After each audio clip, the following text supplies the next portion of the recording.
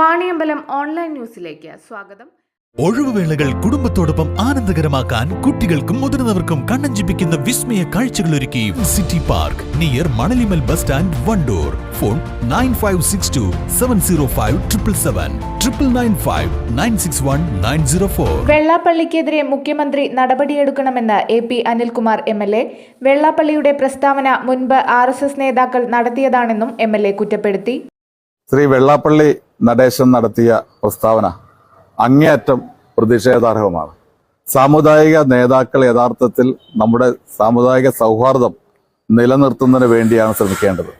പക്ഷേ നിർഭാഗ്യമെന്ന് പറയട്ടെ, നമ്മുടെ മതസൗഹാർദ്ദം പൂർണ്ണമായും തകർക്കുന്ന രീതിയിലുള്ള പ്രസ്താവനയാണ് ശ്രീ വെള്ളാപ്പള്ളി നടേശന്റെ ഭാഗത്തുനിന്നുണ്ടായിട്ടുള്ളത്. അദ്ദേഹത്തിന്റെ മകൻ NDAയുടെ സംസ്ഥാനതല കൺവീനറാണ്. പക്ഷെ ആ പ്രവൃത്തി ഇപ്പോൾ ചെയ്യുന്നത് പിതാവാണ് എന്ന് പറയേണ്ടി വരും. BJPയെ പ്രീണിപ്പിക്കുക എന്നുള്ള ലക്ഷ്യം വെച്ചുകൊണ്ട് മലപ്പുറം ജില്ലയിൽ ഇന്ന് ഏറ്റവും കൂടുതൽ മതസൗഹാർദ്ദവും സാമുദായിക സൗഹാർദ്ദമൊക്കെ നിലനിൽക്കുന്ന ജില്ലയാണ്. ആ ജില്ലയിൽ മതസൗഹാർദ്ദത്തിനെതിരായി അദ്ദേഹം നടത്തിയ പ്രസ്താവന യഥാർത്ഥത്തിൽ BJPയെ പ്രീണിപ്പിക്കുന്നതിന് വേണ്ടി മാത്രമാണ്. അദ്ദേഹത്തിൻ്റെതായ അജണ്ടകൾ ചിലപ്പോൾ ഉണ്ടാവും. പക്ഷേ അതുവഴി മലപ്പുറത്തെ ഈ ഒരു അന്തരീക്ഷം തകർക്കുക എന്നുള്ളത് അങ്ങേയറ്റം അപലപനീയമായ കാര്യമാണ്.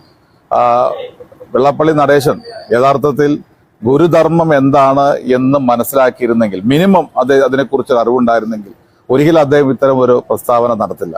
അദ്ദേഹം ഏറ്റവും ചുരുങ്ങിയത് സംസാരിക്കുന്നതിന് മുമ്പ് നമ്മുടെ ജില്ലയിലെ ഈ പ്രദേശത്തെ SNDP നേതാക്കന്മാരോട് ചോദിച്ചു കഴിഞ്ഞാൽ അവർ യഥാർത്ഥ ചിത്രം പറഞ്ഞു കൊടുക്കുമായിരുന്നു. അപ്പോൾ വളരെ ആസൂത്രിതമായി തന്നെ ഇത്തരം പ്രസ്താവന നടത്തുന്നതിൽ ഒരു അജണ്ടയുണ്ട്. മുമ്പ് BJP നേതാവ് സുബ്രഹ്മണ്യ സ്വാമി ഇതുപോലെ മലപ്പുറം ജില്ലയെക്കുറിച്ച് പറഞ്ഞിട്ടുണ്ട്. മുമ്പ് RSSന്റെ മുഖപത്രമായ ഓർഗനൈസർ ഇത്തരം കാര്യങ്ങളെക്കുറിച്ച് പറഞ്ഞിട്ടുണ്ട്.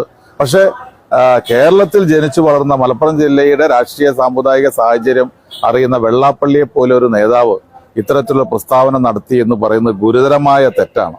ഗവൺമെന്റ് ഇത്തരത്തിലുള്ള നിയമവിരുദ്ധ പ്രവർത്തനങ്ങൾ കാണാതെ പോകരുത്. ശ്രീ വെള്ളാപ്പള്ളി നടേശൻ നിരന്തരമായി ഇത്തരം പ്രസ്താവനകൾ നടത്തുകയാണ്. ഗവൺമെന്റിന് എടുക്കേണ്ട നിയമപരമായ നടപടികൾ ഗവൺമെന്റ് എടുക്കാൻ തയ്യാറാവുകയാണ് വേണ്ടത്. മുഖ്യമന്ത്രി അതിന് തയ്യാറാവണം എന്ന് തന്നെയാണ് എനിക്ക് സൂചിപ്പിക്കാനുള്ളത്.